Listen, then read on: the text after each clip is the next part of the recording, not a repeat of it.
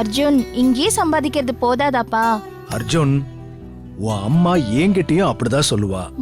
அவளை பத்தி நீ கவலையே படாத. நீ போற வேலை முக்கியமான வேலைன்னு எனக்கு தெரியும். அதனால நீ போயிட்டு வா. ஏங்க, நீங்களும் வேலை வேலைன்னு அப்படியே ஓடிக்கிட்டே இருப்பீங்க. இப்போ என் புள்ளையும் வந்து கஷ்டப்படணுமா என்ன? புதுசா கல்யாணம் வேற ஆயிருக்கு. ஆமா.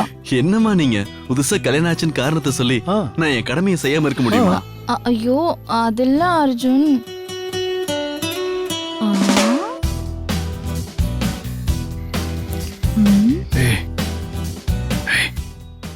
மேல பாரு, தனியா நிக்கிறா பாரு. இத பாருமா, அர்ஜுன் லாயரா இருக்கிற கம்பெனில லீகல் மீட்டிங் இருக்கு. அதனாலதான் வாங்க போறான். அந்த எம்டி என்னோட ஃப்ரெண்டு தானே, அவரே எனக்கு போன் பண்ணி சொல்லிருக்காருமா. போயிட்டு வரட்டுமே. ஓ மா, இன்னும் 1 hourல நான் ஏர்போர்ட்ல இருக்கணும். டிக்கெட்லாம் அவங்களே புக் பண்ணிட்டாங்க. நான் போய் லக்கேஜ்ல எடுத்து வந்துடுறேன். போ, நீ போ. என்ன நீங்க? என்ன கல்பனா உனக்கு பிரச்சனை? நான் இவ்வளவு தூரம் சொல்றேன், உனக்கு புரியலையா? அனு, கடவுளா பார்த்து உனக்கு நல்லது பண்ணிருக்கான். அர்ஜுன் இப்போதைக்கு ஆசிரமத்துக்கு போக போறதில்ல.